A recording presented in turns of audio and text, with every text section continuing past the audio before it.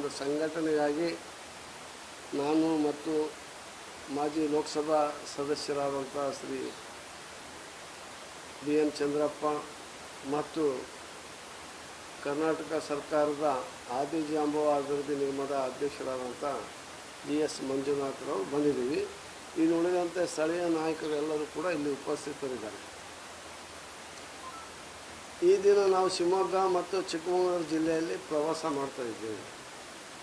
ನಮ್ಮ ಮಾದಿಗ ಸಮುದಾಯ ಅಸ್ಪೃಶ್ಯ ಸಮುದಾಯ ತುಂಬ ಸಾಮಾಜಿಕವಾಗಿ ಶೈಕ್ಷಣಿಕವಾಗಿ ಅತ್ಯಂತ ಹಿಂದುಳಿದಿರ್ತಕ್ಕಂಥ ಒಂದು ಸಮುದಾಯ. ಈ ಸಮುದಾಯವನ್ನು ಶೈಕ್ಷಣಿಕವಾಗಿ ಆರ್ಥಿಕವಾಗಿ ಸಾಮಾಜಿಕವಾಗಿ ಬಲ ತುಂಬಿ ಸಮಾಜದ ಮುಖ್ಯವಾಹಿನಿಗೆ ತರುವಂಥ ಕೆಲಸವನ್ನು ಇವತ್ತು ರಾಜ್ಯದಲ್ಲಿ ಮಾದರ ಮಹಾಸಭಾ ಅಂತಂದೇಳಿ ನಾವು ಇವತ್ತು ಸ್ಥಾಪನೆ ಮಾಡ್ಕೊಂಡಿದ್ದೀವಿ. ಅದರ ಅಧ್ಯಕ್ಷರು ನಮ್ಮ ರಾಷ್ಟ್ರ ಮಟ್ಟದಲ್ಲಿ ಹೆಸರು ಮಾಡಿದಂಥ ಕೇಂದ್ರದ ಮಾಜಿ ಸಚಿವರು, ರಾಜ್ಯದ ಆಹಾರ ಮತ್ತು ನಾಗರಿಕ ಸರಬರಾಜು ಸಚಿವರಾದಂಥ ಕೆ ಎಚ್ ಮುನಿಯಪ್ಪನವರು ಅಧ್ಯಕ್ಷರಾಗಿದ್ದಾರೆ. ಅವರ ಒಂದು ನೇತೃತ್ವದಲ್ಲಿ ಎಲ್ಲ ಕಡೆ ಕೂಡ ನಮ್ಮ ಸಮುದಾಯದ ಸಂಘಟನೆ ಮತ್ತು ಮಾದಾರ ಮಹಾಸಭಾ ಅಂತ ಏನು ನಾವೇನು ಮಾಡಿದ್ವಿ ಅದರ ಒಂದು ಸದಸ್ಯತ್ವದ ಅಭಿಯಾನವನ್ನು ಕೂಡ ಮಾಡ್ತಾಯಿದ್ದೀವಿ. ಎಲ್ಲ ಸದಸ್ಯರಾಗಲಿ ಅಂತಂದು ನಿಮಗೆ ಗೊತ್ತಿರೋ ಹಾಗೆ ಇತ್ತೀಚೆಗೆ ಒಳ ಮೀಸಲಾತಿ ಜಾರಿಯಾಗಿದೆ. ಜಾರಿ ಮಾಡುವಲ್ಲಿ ಸ್ವಲ್ಪ ಏರುಪೇರು ಆಗಿದೆ. ಜೊತೆಗೆ ಕಾನೂನಾತ್ಮಕವಾಗಿ ಕೂಡ ತೊಡಕಾಗಿ ಇವತ್ತು ರಾಜ್ಯದ ಹೈಕೋರ್ಟ್ನಲ್ಲಿ ಒಂದು ತಡೆ ಆಜ್ಞೆಯೂ ಕೂಡ ಇದೆ. ಅದೇನು ಅಂತ ಹೇಳಿದರೆ, ನಾಗಮೋಹನ್ ದಾಸರವರು ಕೊಟ್ಟಂಥ ವರದಿ ಪ್ರಕಾರ ಮಾಡಲಿಲ್ಲ ಸರ್ಕಾರ. ಅವ್ರು ಹೇಳಿದರು ಅಲೆಮಾರಿಗಳಿಗೆ 1%, ಅತ್ಯಂತ ದುರ್ಬಲರವರು, ಕೊನೆಯಾಗಿರ್ತಕ್ಕಂಥವ್ರು, ಯಾವುದೇ ಸವಲತ್ತನ್ನು ಪಡೀಲಿಕ್ಕೆ ಆಗದೇ ಇದ್ದಂಥ ಅಸ್ಪೃಶ್ಯ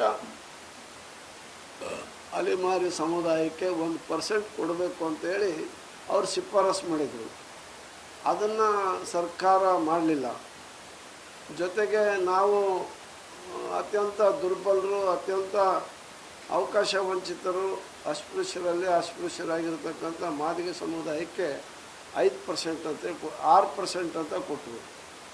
ಇನ್ನುಳಿದಂತೆ ಈ ವಲಯ ಮತ್ತು ಛಲವಾದಿ ಸಮುದಾಯಕ್ಕೆ ಅವರು 5% ಕೊಟ್ಟಿದ್ರು. ನಮಗೆ 6, ಅವ್ರಿಗೆ 5. ಆಮೇಲೆ ಕೊರ್ಚ ಕೊರ್ಮ ಈ ಸಮುದಾಯಗಳಿಗೆ 3% ಕೊಟ್ಟಿದ್ದರು. 1% ಆದಿ ಕರ್ನಾಟಕ ಆದಿ ದ್ರಾವಿಡ ಅಂತ ಹೇಳಿ 4.75 ಲಕ್ಷ ಜನ ಬರ್ಸ್ಕೊಂಡಿದ್ರು. ಅವ್ರಿಗೆ 1% ಅಂತ ಹೇಳಿ ಕೊಟ್ಟಿದ್ರು. ಆದರೆ ಸರ್ಕಾರ ಏನು ಮಾಡ್ತು ಅಂದರೆ, ಅಲೆಮಾರಿಗಳನ್ನ 1%ಅನ್ನು ಕಿತ್ತಾಕಿ ಅಲೆಮಾರಿಗಳನ್ನು ಈ ಬೋವಿ ಲಂಬಾಣಿಗಳ ಗುಂಪಿಗೆ ಸೇರಿಸಿ ಅವ್ರಿಗೆ 5% ಅಂತ ಮಾಡಿಬಿಟ್ರು. ಇನ್ನೊಂದು % ಇದ್ದದನ್ನು ಅವರು ವಲಯ ಮತ್ತು ಛಲವಾದಿ ಸಮುದಾಯಕ್ಕೆ ಸೇರಿಸಿದರು. ಎ ಬಿ ಸಿ ಅಂತ 3 ಕ್ಯಾಟಗರಿ ಆಗಿದೆ.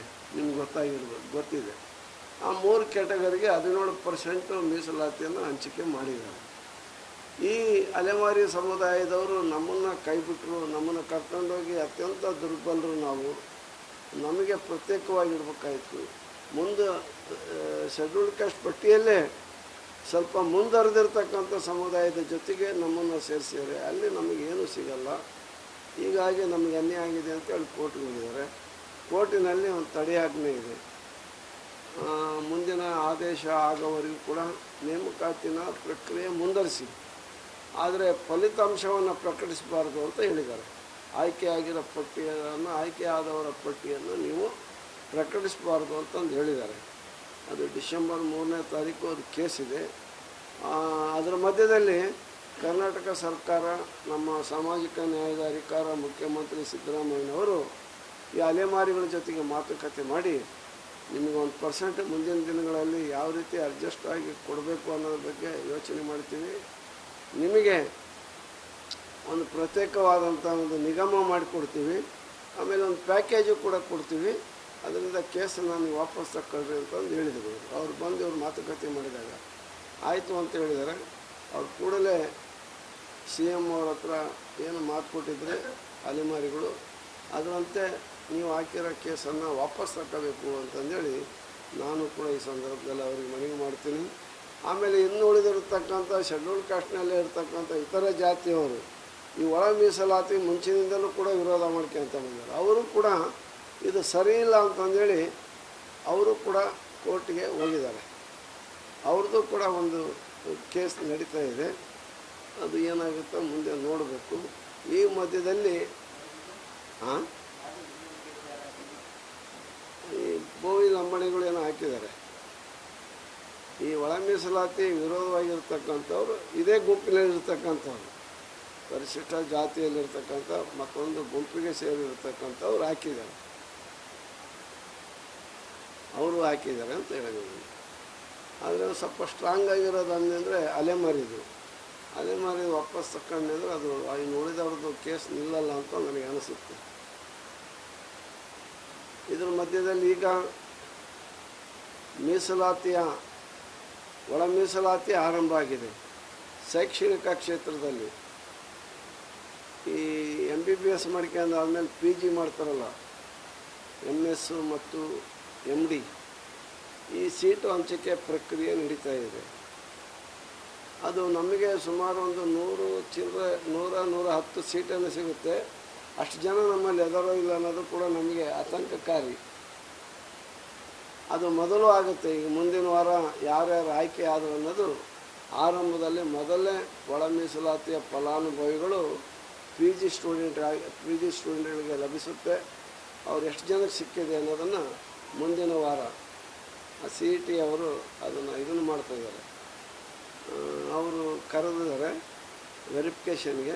ಆ ವೆರಿಫಿಕೇಷನ್ ಆದಮೇಲೆ ಗೊತ್ತಾಗುತ್ತೆ. ಅದೇ ಮೊದಲನೇ ಫಲಾನುಭವಿಗಳು ಅವರ ಆ PG ಸ್ಟೂಡೆಂಟ್ಗಳು ಹೊರ ಬರ್ತಾ ಇದ್ದಾರೆ. ಇಷ್ಟು ಮಾತ್ರ ಅಲ್ಲ, ಈಗ ನಾವು ಎಲ್ಲ ಕಡೆಗೂ ಕೂಡ ರಾಜ್ಯದಲ್ಲಿ ಅವರದೇ ಆದಂಥ ಸಮುದಾಯಗಳ ಸಂಘಟನೆ ಇದೆ. ವೀರಶೈವ ಮಹಾಸಭಾ ಇದೆ, ಕುರುಬರ ಸಂಘ ಇದೆ, ಉಳಿದಂತೆ ಬೇರೆ ಬೇರೆ ಸಮುದಾಯದವರು ಕೂಡ ಆಯಾ ಸಮುದಾಯದ ಸಂಘಟನೆ ಮತ್ತು ಅವರ ಸಮುದಾಯದ ಅಭಿವೃದ್ಧಿ ಬಗ್ಗೆ ಚಿಂತನೆ ಮಾಡ್ತಕ್ಕಂಥ ವೇದಿಕೆಗಳನ್ನು ನಿರ್ಮಾಣ ಮಾಡ್ಕೊಂಡಿದ್ದಾರೆ. ನಮ್ಮದು ರಾಜ್ಯದಲ್ಲಿ ಒಂದು ವೇದಿಕೆ ಇರಲಿಲ್ಲ, ಒಂದು ಸಂಘ ಇರಲಿಲ್ಲ. ಈಗ ಮುನಿಯಪ್ಪನವರ ನೇತೃತ್ವದಲ್ಲಿ ನಾವು ಕರ್ನಾಟಕ ಮಹಾದಾರ ಮಹಾಸಭಾ ಅನ್ನು ಮಾಡ್ಕೊಂಡಿದ್ದೀವಿ. ಅದರ ಸದಸ್ಯರಾಗಲಿಕ್ಕೆ ಪ್ರಥಮವಾಗಿ ಪ್ರಾಥಮಿಕ ಸದಸ್ಯರಾಗಲಿಕ್ಕೆ 500 ರೂಪಾಯಿ ಇದು ಮಾಡಿದ್ದೀವಿ. ಮತ್ತು ಅಜೀವ ಸದಸ್ಯರಾಗಲಿಕ್ಕೆ 10,000 ರೂಪಾಯಿ ಇದೆ. ಮಹಾಪೋಷಕರಾಗ್ತಕ್ಕಂಥವ್ರಿಗೆ 1,00,000 ಹಣವನ್ನು ನಾವು ನಿಗದಿ ಮಾಡಿದ್ದೇವೆ. ಇನ್ನು ಉಳಿದಂತೆ ಹಣ ಇದ್ದವರಿದ್ದರೆ ಇನ್ನೂ ಹೆಚ್ಚು ಹಣ ಕೊಟ್ಟು ಆ ಒಂದು ಸಂಘಕ್ಕೆ ಆ ಒಂದು ಮಹಾಸಭಾವನ್ನು ಬಲಪಡಿಸಬೇಕು. ಆ ಮಹಾಸಭಾದಿಂದ ನಾವು ಬೆಂಗಳೂರಿನಲ್ಲಿ ಒಂದು 25 ಎಕರೆ ಜಾಗ ಕೇಳಿದ್ದೀವಿ ಸರ್ಕಾರದಿಂದ.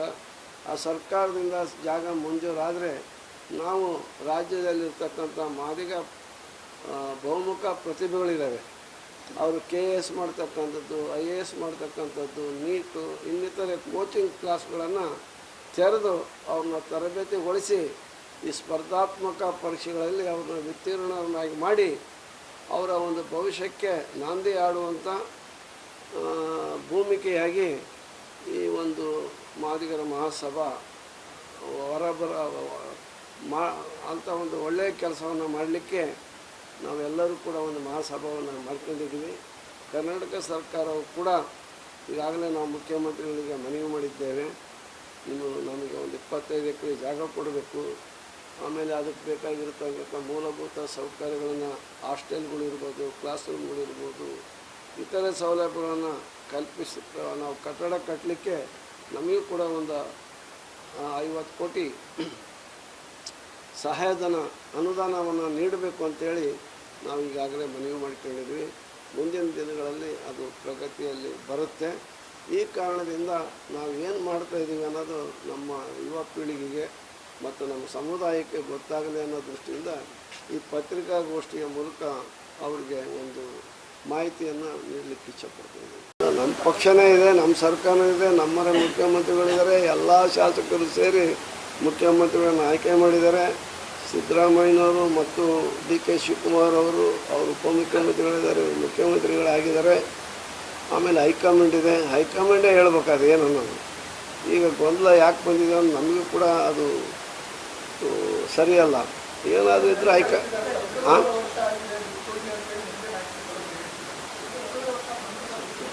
ಅದು ನಮಗೆ ಗೊತ್ತಿಲ್ಲ. 2 ವರ್ಷ ಕೊಟ್ಟು ಈಗ ಒಬ್ಬ ಸದಸ್ಯರನ್ನ ಆಯ್ಕೆ ಮಾಡೋದು 5 ವರ್ಷ ತಾನೇ. ವಿಧಾನಸಭಾ ಸದಸ್ಯರನ್ನ ಆಯ್ಕೆ ಮಾಡೋದು ಎಷ್ಟು? 5 ವರ್ಷ. ಮುಖ್ಯಮಂತ್ರಿ ಮಾಡಿರೋದು 5 ವರ್ಷ. ಅದು ಹೈಕಮಾಂಡ್ನವ್ರು ಏನಾರು ಮಾತುಕತೆ ಮಾಡಿದರೆ ಸಿದ್ದರಾಮಯ್ಯನವರು ಹೈಕಮಾಂಡು ಅದು ತೀರ್ಮಾನ ಮಾಡ್ತಾರೆ.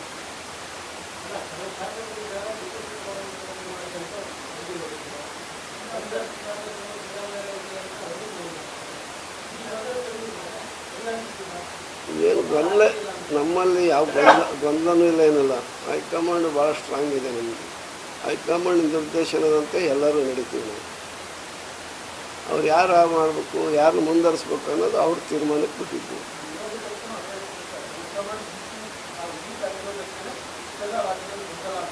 ಏನು ಗೊಂದಲ ಇಲ್ಲಲ್ಲ, ಯಾವ ಗೊಂದಲ ಇದೆ? ಯಾವುದೂ ಗೊಂದಲ ಇಲ್ಲ, ಗೊಂದಲವೇ ಇಲ್ಲ, ಯಾವುದೂ ಗೊಂದಲ ಇಲ್ಲ. ಡೆಲ್ಲಿ ಏನು ಗೊತ್ತಾ, ಕಾಂಗ್ರೆಸ್ಸಿಗರ ದೇವಸ್ಥಾನ ಇರೋದೇ ಡೆಲ್ಲಿಯಲ್ಲಿ. ಮೊನ್ನೆ ನಮ್ಮ ಅಧ್ಯಕ್ಷರು ಉಪಮುಖ್ಯಮಂತ್ರಿಗಳು ಪದೇ ಪದೇ ಹೇಳ್ತಿರ್ತಾರೆ, ನೀವು ಕೇಳ್ಕೊಂಡಿರ್ಬೋದು, ನಮಗೆ ಕಾಂಗ್ರೆಸ್ ಕಚೇರಿನೇ ದೇವಾಲಯ, ಅಲ್ಲಿ ಹೈಕಮಾಂಡ್ ಇದೆ, ಹೈಕಮಾಂಡೇ ದೇವರು ನಮಗೆ. ಇಲ್ಲ, ಹೋಗ್ತಾನೆ ಇರ್ತಾರೆ. ನೀವು ಈಗ ಅಲ್ಲ, ಹೋಗ್ತಾನೆ ಇರ್ತಾರೆ, ಅಲ್ಲಿ ಎಲ್ಲರೂ ಹೋಗ್ತಾರೆ, ಹೋಗ್ಲೇಬೇಕು ಅಲ್ಲಿಗೆ. ಏನಾದ್ರು ಇದ್ದರೆ ಅಭಿವೃದ್ಧಿ ಬಗ್ಗೆ ಇರ್ಬೋದು, ಸಂಘಟನೆ ಬಗ್ಗೆ ಇರ್ಬೋದು, ಆತನ ಕ್ಷೇತ್ರಕ್ಕೆ ಸಂಬಂಧಪಟ್ಟದ್ದಿರ್ಬೋದು, ಏನಾದರೂ ಅಲ್ಲಿ ಹೋಗಿ ಹೇಳೇ ಹೇಳ್ತಾರೆ.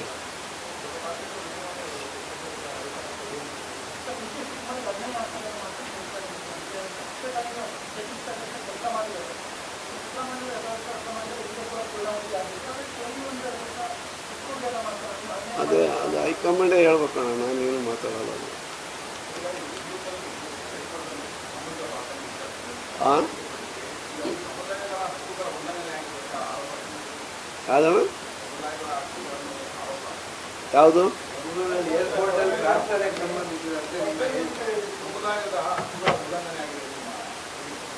ನನ್ನ ಹೇಳಿಕೆಯಿಂದ ಇಲ್ಲಲ್ಲ, ಯಾವ ಉಲ್ಲಂಘನೆ ಆಗಿಲ್ಲಲ್ಲ.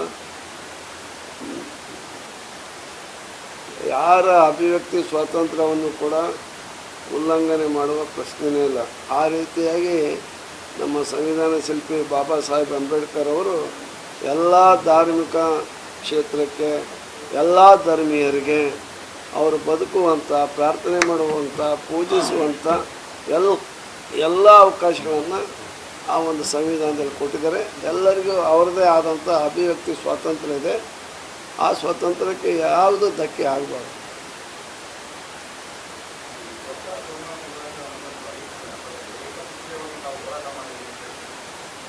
ಯಾವ ಸರ್? ಹಾಂ,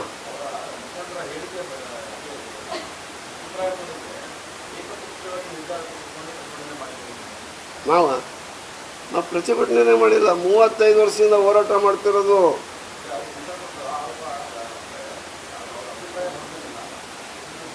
ನೋಡಿ, ಸದಾಶಿವ ಆಯೋಗ ಮಾಡಿದರು, ಅದರ ವರದಿನ ಅವರು ಒಪ್ಪಲಿಲ್ಲ.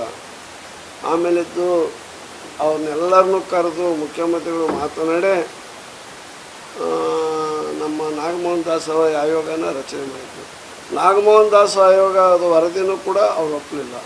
ಒಟ್ಟಾರೆ ಅವ್ರಿಗೆ ಒಳ ಮೀಸಲಾತಿ ಆಗಬಾರ್ದು ಅನ್ನೋರಿಗೆ ಏನಾದರೂ ಒಂದು ಹುಡುಕ್ತಾರೆ. ಅದ್ರ ಬಗ್ಗೆ ನಮಗೆ ಯಾಕೆ? ಅವ್ರಿಗೆ ಅವ್ರದ್ದೇ ಆದಂಥ ಸ್ವಾತಂತ್ರ್ಯ ಇದೆ. ಅವರ ಹಕ್ಕಿಗೋಸ್ಕರ ಅವರು ಹೋರಾಟ ಮಾಡಲಿ, ನಮ್ಮ ಹಕ್ಕಿಗೋಸ್ಕರ ನಾವು ಹೋರಾಟ ಮಾಡ್ತೀವಿ. ಏನೋ ನಮ್ಮ ಪುಣ್ಯ ಸುಪ್ರೀಂ ಕೋರ್ಟು ಒಂದು ಐತಿಹಾಸಿಕವಾದಂಥ ಒಂದು ಸಾಮಾಜಿಕ ನ್ಯಾಯವನ್ನು ಎತ್ತಿಡಿಯುವಂಥ, ನೊಂದವರ ಕಣ್ಣೀರು ಒರೆಸುವಂತಹ ಈ ಒಂದು ಒಳ ಮೀಸಲಾತಿ ಯಾರಿಗೆ ದೊರಕಿಲ್ಲೋ ಎಲ್ಲರಿಗೂ ದೊರೆಯಬೇಕು ಅನ್ನೋ ಒಂದು ಸದುದ್ದೇಶದಿಂದ ಸುಪ್ರೀಂ ಕೋರ್ಟು ಒಳ ಮೀಸಲಾತಿ ಮಾಡುವ ಅಧಿಕಾರ ರಾಜ್ಯ ಸರ್ಕಾರಕ್ಕಿದೆ ಎಂಬತಕ್ಕಂಥ ಒಂದು ಐತಿಹಾಸಿಕವಾದಂಥ ಒಂದು ತೀರ್ಪು ಬಂದದ್ದು ನಮ್ಮ ಮಾದಿಗರಿಗೆ ಸೌಭಾಗ್ಯ. ಅದು ನಾವು ಬದುಕ್ಬೋದು ಅನ್ನೋ ಒಂದು ಭರವಸೆ ಮೂಡಿಸ್ತು. ಅದರ ಜೊತೆಗೆ ನಮ್ಮ ಸರ್ಕಾರ, ಕಾಂಗ್ರೆಸ್ ಸರ್ಕಾರ ಚುನಾವಣೆ ಪ್ರಣಾಳಿಕೆಯಲ್ಲೇ ಹೇಳಿತ್ತು, ನಾವು ಅಧಿಕಾರಕ್ಕೆ ಬಂದರೆ ಒಳ ಮೀಸಲಾತಿ ಜಾರಿ ತರ್ತೀವಿ ಅಂತೇಳಿ.